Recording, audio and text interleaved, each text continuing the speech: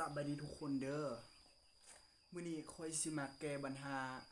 จักรตัดหญ้าเนาะจักรตัดหญ้ามันเป็นรุ่นใดก็อย่ามันเป็นจักรตัดหญ้าแบบบ่ว่าจะเป็นรุ่นใดก็อย่าเนาะเวลาเฮาตัดแล้วมันมีอาการสั่นเนาะมันมีอาการสั่นแบบว่าเฮาตัดแล้วมันคันว่าใบมีดมันบ่ซื่อเนาะคันว่าใบมีดมันบ่ซื่ออยู่นี่เฮาตัดมันจะสั่นตลอดเนาะแต่ว่าอันนี้นี่จักใหม่ๆแต่ว่าเวลาเฮาตัดไปแล้วเฮาเล็งไปมันมียามสั่นเด้แล้วก็ยามบ่สั่นเนาะบางครั้งมันก็สั่นเฮาดึงไว้บางครั้งมันก็บ่สั่นเนาะบางครั้งมันก็ปกติอาการมันเกิดย้อนหยังสาเหตุย้อนหยังเดี๋ยวมื้อนี้ค่อยมาไขความลับเนาะง่ายๆเนาะบ่จำเป็นต้องไปหาสางเนาะเดี๋ยวค่อยสิมาไขความลับเนาะก่อนอื่นเฮามาไขตัวนี้ออกก่อนเนาะปัญหานี่แก้ได้ 100% เนาะดีแน่นอนเนาะบ่มีซันเนาะถ้าเจ้าเบิ่งคลิปนี้แล้วก็เจ้าเฮ็ดเองเป็นเนาะง่ายๆเนาะบ่จำเป็นต้องไปเสียเงินให้เขาอีกเนาะเดี๋ยวเรามาแกะตัวนี้ออกเนาะไปชิมไข่ตัวนี้ออกนี่ไข่หัวเกียร์มันเนาะนี่เขาว่าไข่นี่ออกเนาะเอามาวัดตัวนี้เนาะเพราะว่าอาการที่มันสั่นนี่เอามาวัดหูนี่เนาะมาวัดหูนี่ว่ามันลึกเข้าส่วนใด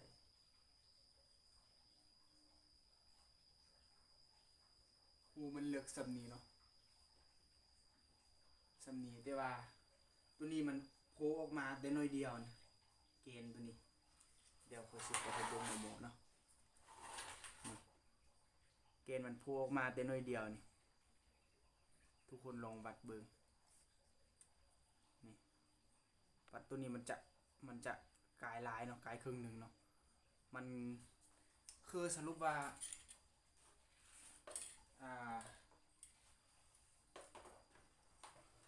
สรุปง่ายๆว่ามันออกมาแต่น้อยเดียวเวลามันออกมาแล้วมันเข้าไปมันบ่จำเฟืองมันเวลาเราตัดแล้วมันจะสะเทือนเกณฑ์มันจะเกวียงไปเกวียงมามันจะสั่นเนาะเดี๋ยวเราสิมาตัดตัวนี้ออกเนาะตัดให้มันซ้ำกันเนาะตัดบ่ซ้ำกันก็ได้ตัดเข้าไปให้มันเข้าไปจ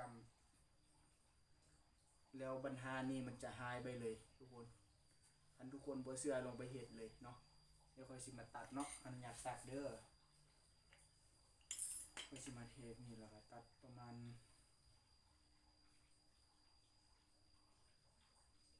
บ่จำเป็นต้องตัดเข้าเลิกลายเนาะตัดประมาณ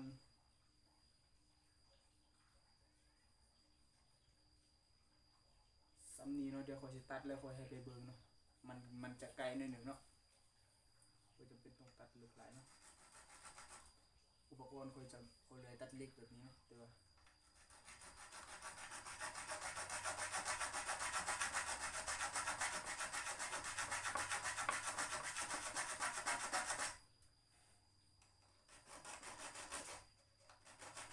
ตัดแล้วก็เจาะหูไม้ทุกคน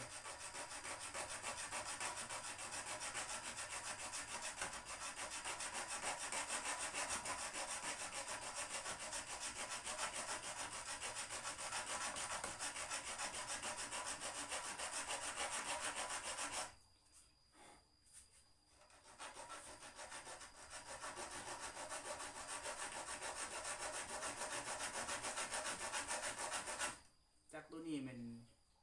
ค่อยหากระซื้อใหม่ๆนะค่อยหากระซื้อไปตัดเต็มมือหนึ่งซื่อๆแต่วันเดียวเนาะผมไปตัดแค่วันเดียวแค่นั้นนะเดี๋ยวจะพูดภาษาไทย